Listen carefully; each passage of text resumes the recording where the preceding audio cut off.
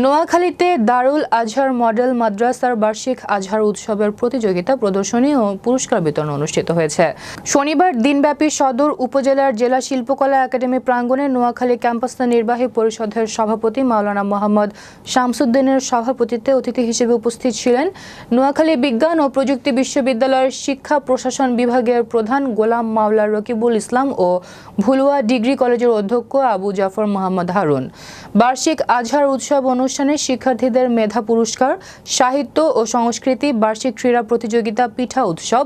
বিজ্ঞান প্রকল্প প্রদর্শনী, পাঠ ও প্রতিভা প্রদর্শনী, প্রকাশনা ও শিক্ষা প্রকরণ, বিভিন্ন ক্যাটাগরিতে প্রতিযোগিতা,